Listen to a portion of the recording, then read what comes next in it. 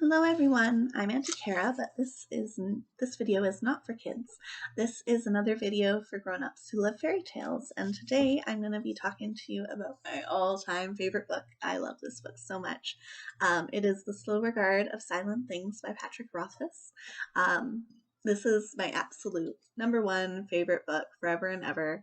I have read this book 5 times now. I'm going to be reading it a 6th time over the next week because I have a week off from work and I come back to it over and over.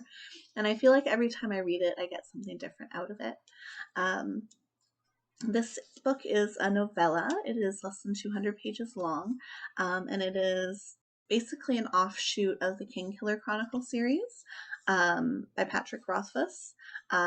Ori is the character that this book centers around, and in fact, she's the only human character in this story, other than the, seemingly inanimate objects that and places and spaces that make up her world.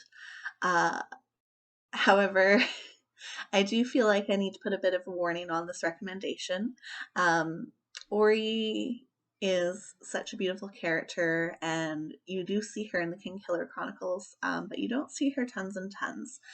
So when I got recommended this book, it was the first of the series that I read, and it really can stand alone. So if you haven't read it, the rest of the books, you don't have to worry about that. If you have no intention of reading the rest of the books, you can still enjoy this book.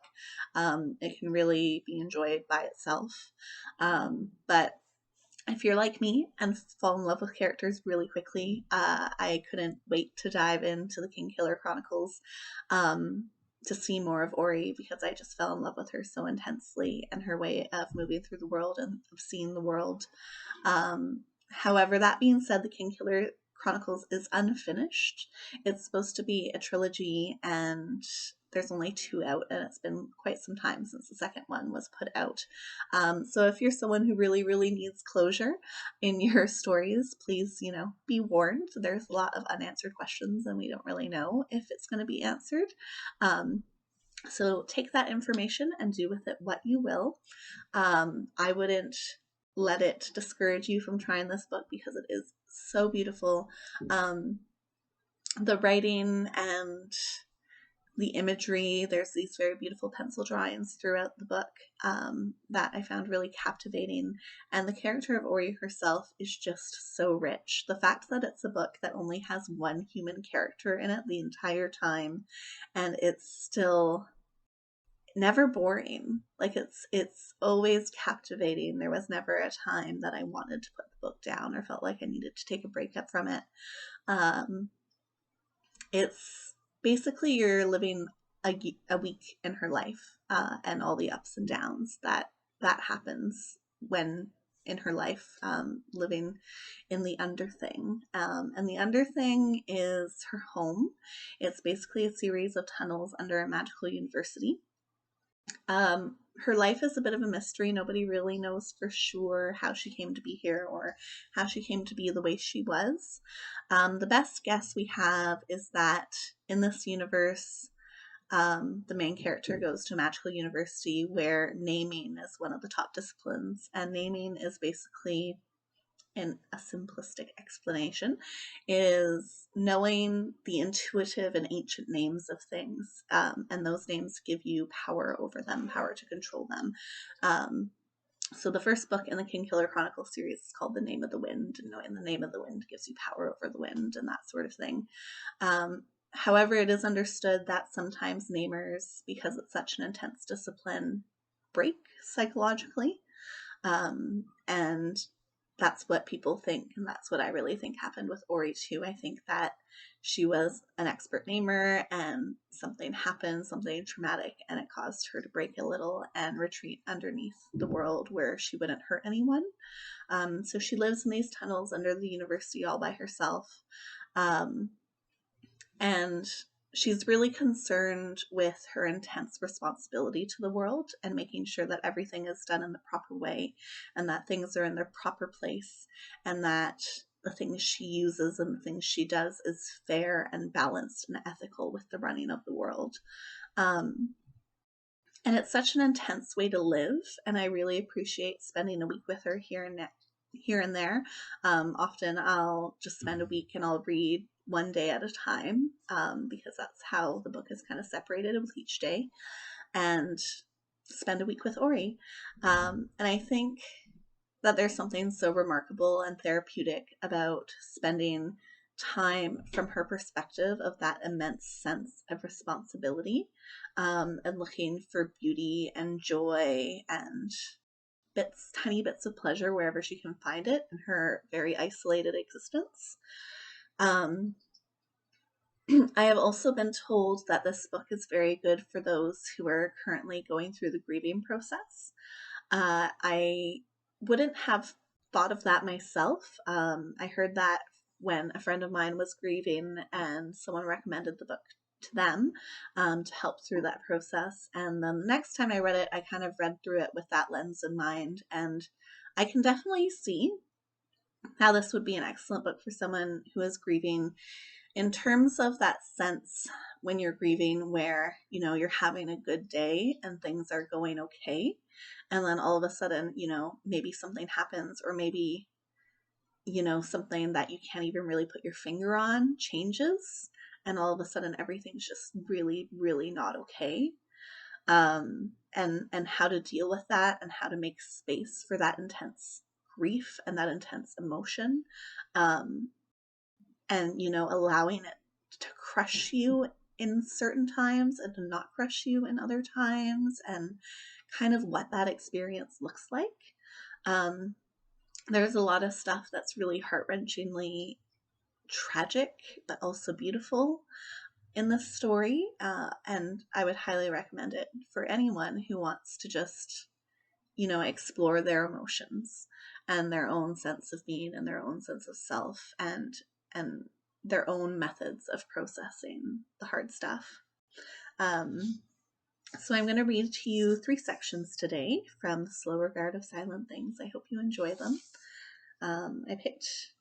They're not necessarily my favorite sections because I didn't want to give away key parts of the story, but they're sections that I think really captures the essence of the writing style and of the intensity of Ori and how she lives her life. So this first one is nearly 100 pages in. Ori spent a long time sitting in her thinking chair, glaring at the brazen gear. It was all glimmer and warm honey in the yellow light. She glared at it all the same, as if it were to blame, as if it were the one that made a mess of everything. Eventually her sulk burned out. Eventually she calmed enough to realize the truth. You couldn't fight the tide or change the wind, and if there was a storm, well, a girl should batten down and bail, not run the rain. How could she help but make a mess of things in the state that she was in? She strayed from the true way of things. First you set yourself to rights, and then your house, and then your corner of the sky, and after that, well, then she didn't rightly know what happened next, but she hoped that after that the world would start to run itself a bit, like a gear watch proper fit and kissed with oil.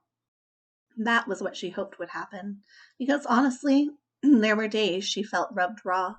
She was so tired of being all herself, the only one that tended to the proper turning of the world. Still, it was sulk or sail. So Ori stood and rinsed her face and hands and feet. There was no soap, of course.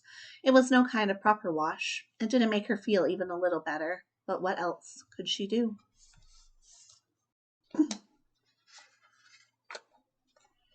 And the next section I'm going to read to you is from one of my favorite sections. There's actually a fairly expansive section in this tiny little book about making soap, and I really love that part. It appeals to the herbalist and the crafter in me. And I feel like this section really captures her search for joy, and to bring some happiness and pleasure into the world. In some ways, this would be enough. The tallow and the cinder wash would make a serviceable soap, but there would be no apples in it, nothing sweet or kind. It would be hard and chill as chalk. It would resemble bathing with an indifferent brick. So yes, in some ways these would be enough for soap. But how awful would that be? How terrible to live by surrounded by the stark, sharp hollowness of things that were simply enough. Sitting on the warm, smooth floor of Mantle, Ori shivered at the thought of moving through a joyless world like that. Nothing perfect, nothing beautiful and true. Oh no, she was too wise to live that way. Ori looked around and smiled at all her luxury. She had a perfect loving leaf and lavender.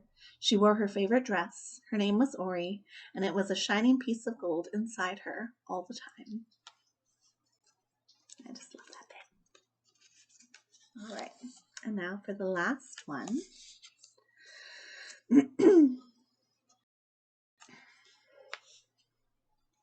It was perfect. It was right. It was a start. He would need a place some day, and it was all here, all ready for him. Some day he would come, and she would tend to him. Some day he would be the one all eggshell hollow, all eggshell, I'll start again. Bleh. It was perfect. It was right. It was a start. He would need a place some day, and it was here all ready for him. Some day he would come, and she would tend to him. Some day he would be the one all eggshell hollow, empty in the dark. And then Ori smiled. Not for herself. No, not ever for herself. She must stay small and tucked away, well hidden from the world. But for him, it was a different thing entire.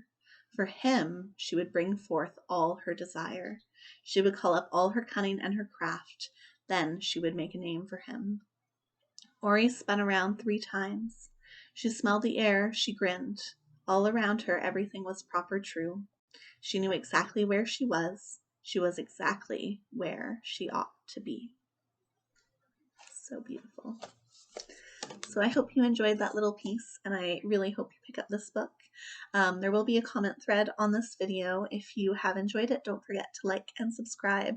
And as always, if you have any books that you think would suit this page, feel free to recommend them in the comment thread below. And also, if you have read this book, or if you do read this book, please, please, please put a comment so I can know what you think of it. I really, really love sharing people's experiences with this story. And I really love sharing the joy of Ori and all the beauty and all the joy and all the intensity through which she sees the world. So I will see you guys again in another couple weeks for another grown-up book recommendation. I hope you enjoyed it, and I hope you have a wonderful time. Don't forget to read, and don't forget to live in a little bit, just a little, in your imagination. Ta-ta!